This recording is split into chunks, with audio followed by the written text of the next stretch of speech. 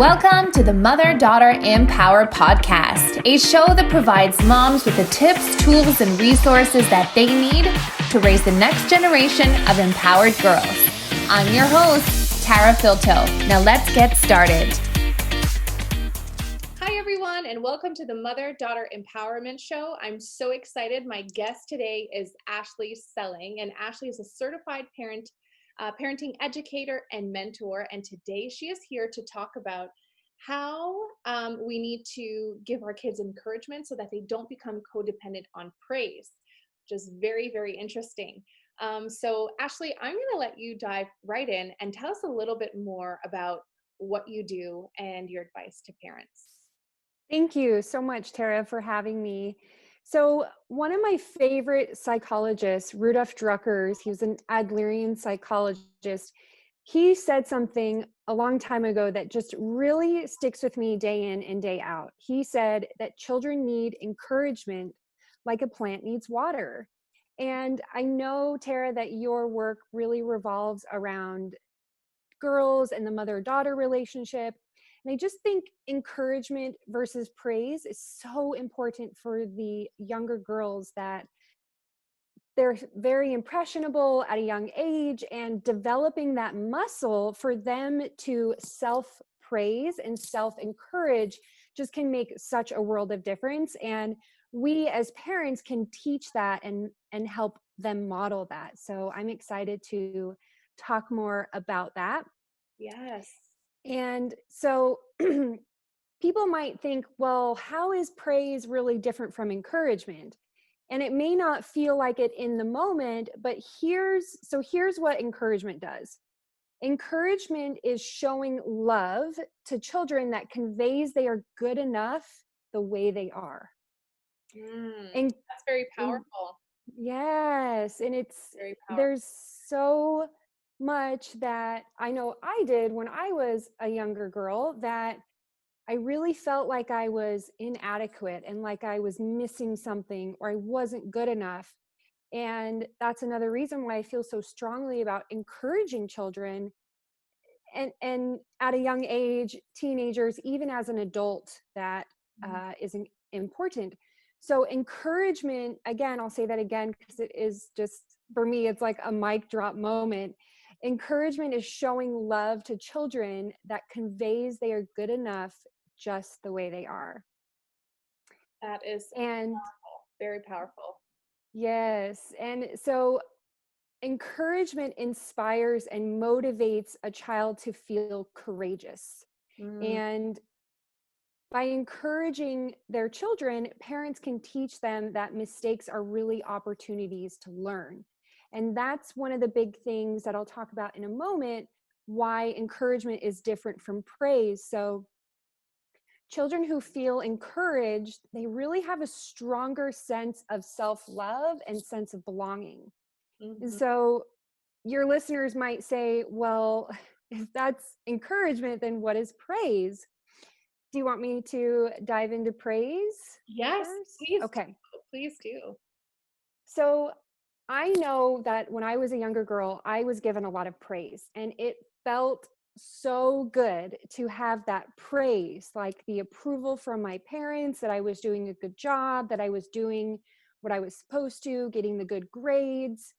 And I just want to note that I'm not saying that never to use praise. There's definitely times you can use praise. It's just best used in moderation. So praise is very different from encouragement. It's easy to praise and reward a child who is doing well, but what are you supposed to say to a child who's misbehaving and not feeling good about themselves?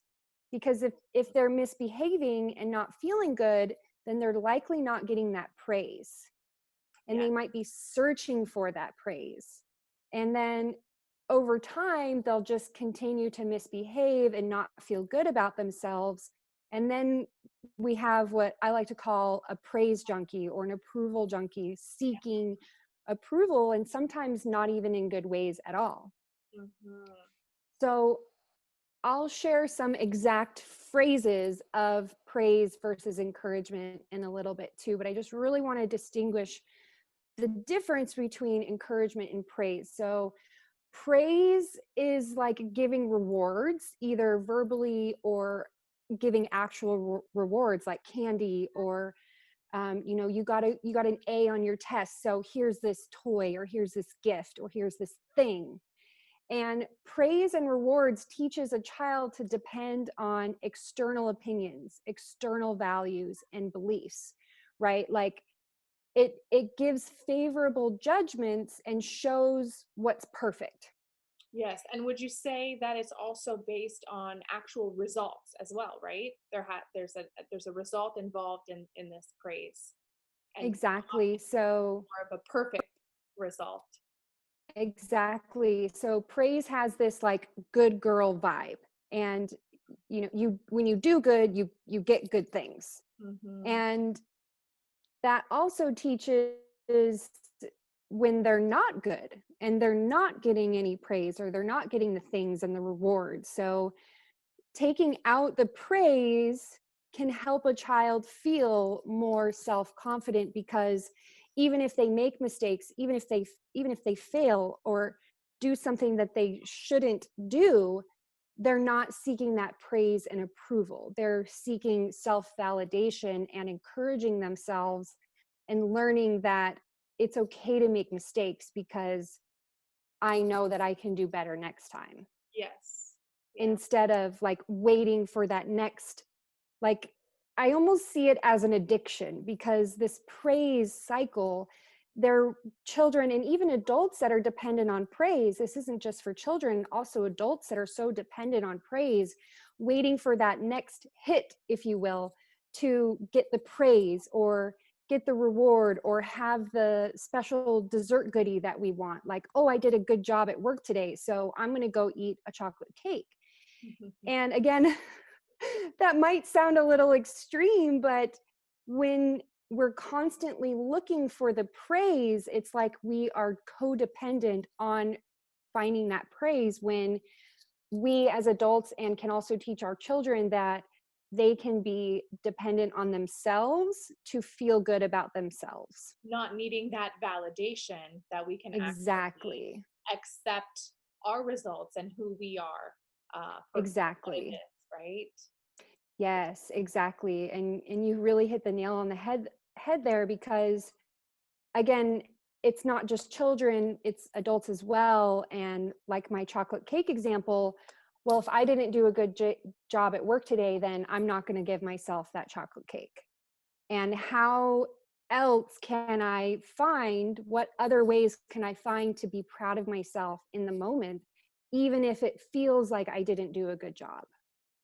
Yes. And that's the exact thing that we as parents can model to our children, so that they can become dependent on themselves for encouragement and feeling good about themselves.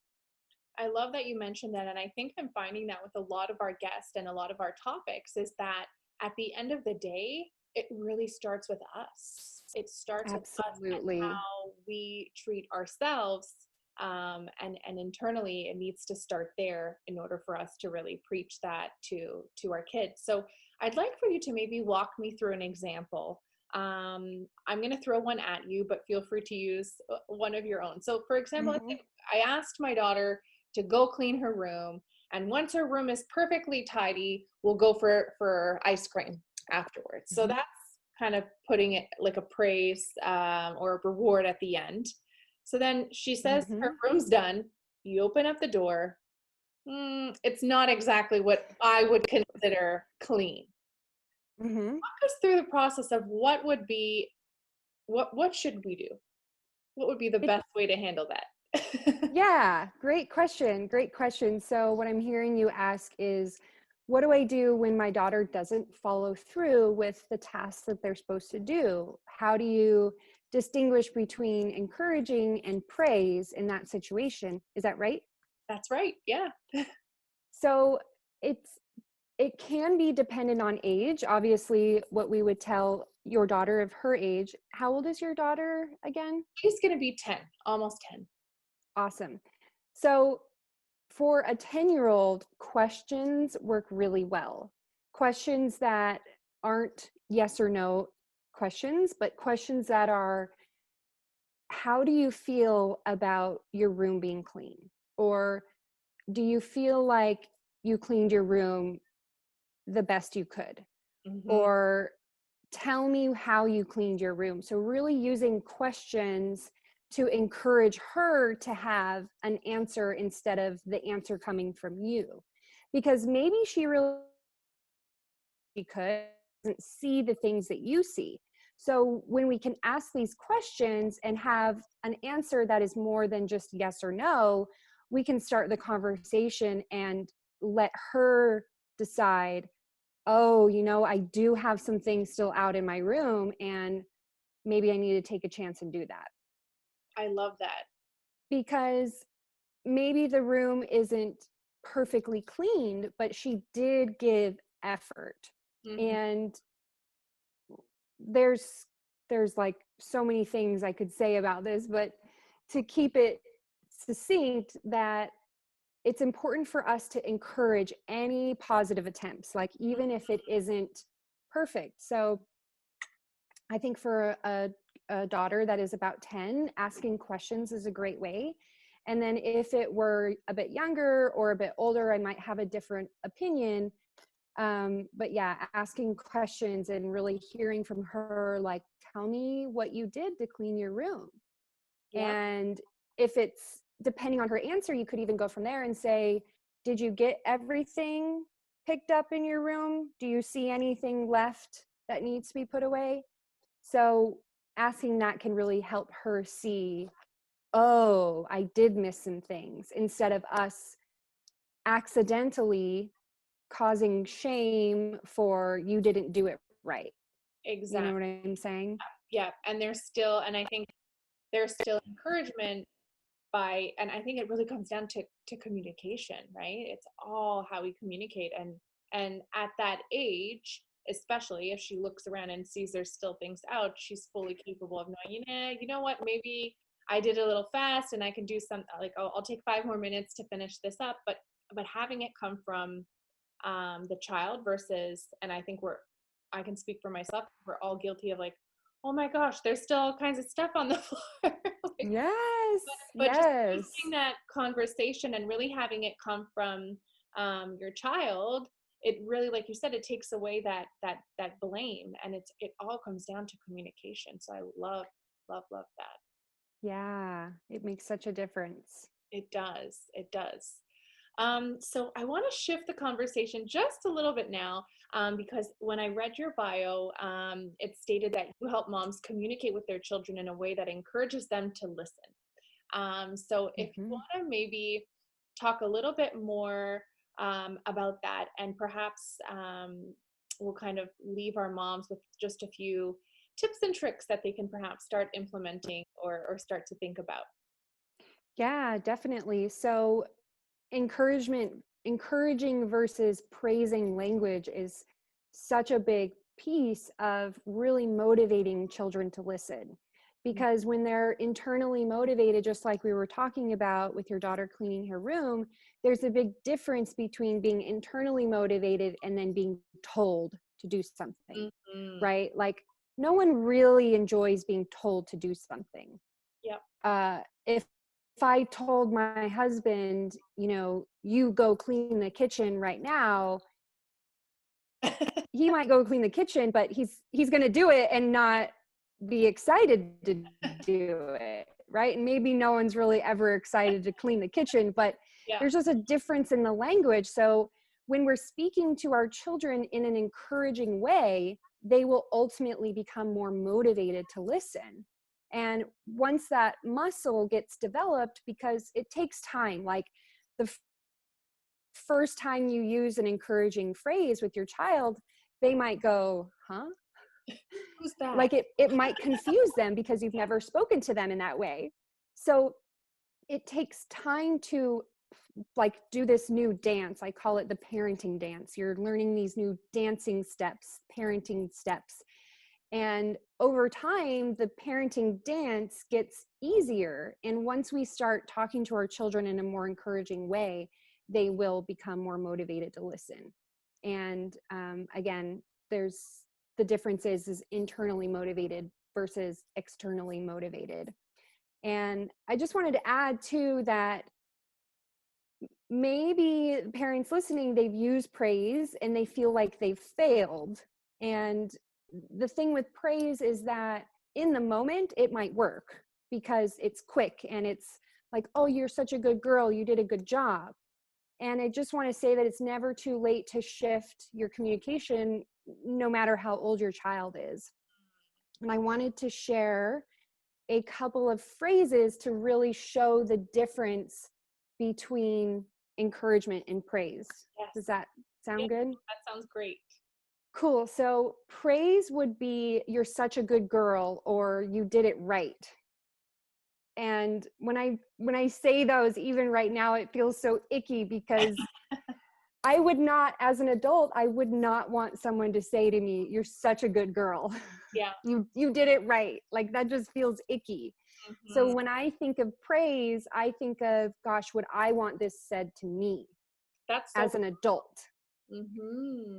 And then encouragement, the difference is you would say something like, thanks for helping, or thanks for your cooperation, or you gave it your best.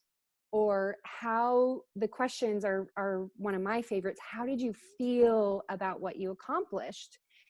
And I could write a list of like 50 different encouraging phrases to use, but do you see how that Yes. encourages more internal self-confidence?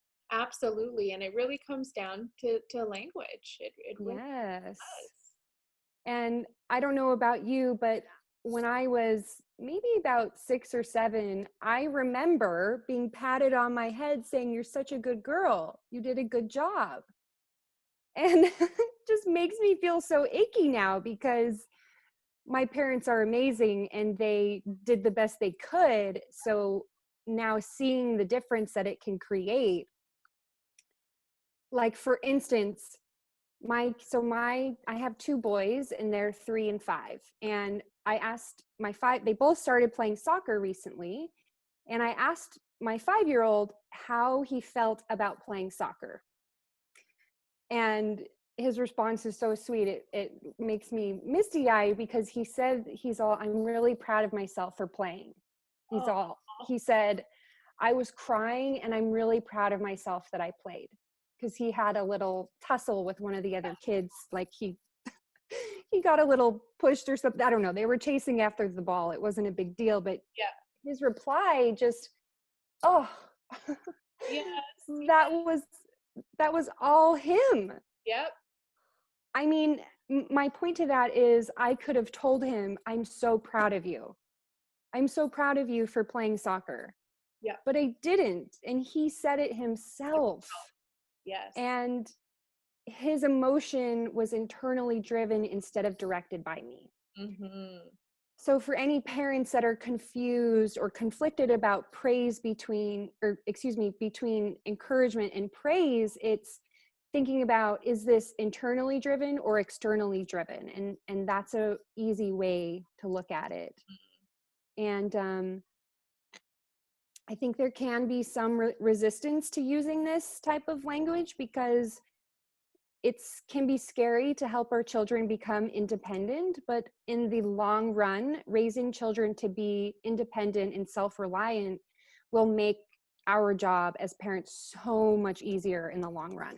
And realistically, that's kind of the end goal, right? That's yes, all we really want as parents is it is. for them It to is. grow up and to be able to, become successful and on their own terms and Yeah, not be totally codependent on us. So exactly. thank you so much for sharing Yes. all of that with us. I really, really think that we have some great takeaways here for our moms. I know I do.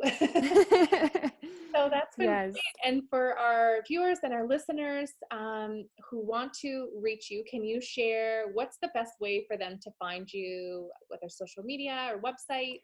Yeah. So Interview as well. Yeah, so I think Instagram is the best way to find me, and it's just at Ashley Seling. And I'd really encourage if anyone is looking for support around their parenting or are looking for a coach to guide them and really hold the space for you and help you make a lasting positive change, I'm here to support you. I offer private coaching. And one final thing I'd like to say is that when we improve our parenting, it isn't just about our parenting, right? Like, I think people see parenting as, communication and tips on how to speak in a different way and what do I do in this situation. But it's so much more than that. It's about us as a mom, us as a wife or a co-parenting partner, us as a friend to our children, and then a relationship with ourselves as a woman. It's just all encompassing. It's not just about like the tip to improve parenting. It's so much more rounded and holistic than just parenting itself. I think that you said it right there. I think when you do the work, it just has such a ripple effect. We think we know what we want to accomplish, but we end up, getting so much more out of it. Just like I'm sure everyone will get a lot out of this conversation today. So yes, again, I hope so. Yeah, thank you so much for sharing everything that you have with us. I will link your Instagram handle and your website as well in the email in the interview, so anybody that's watching can check you out. So thank you again for being with us today. This has been thank you so much. Great. Thanks for having me, Tara. All right. And for everyone listening and watching, thanks for watching. And we'll see you guys next week. Thanks again. Bye. Thank you so much for listening to today's show. Don't forget to sign up for our free monthly mother-daughter membership, which gives you instant access to our members-only Facebook group, monthly empowerment toolkit, and much more. Sign up today by visiting www.motherdaughterempower.ca. See you soon.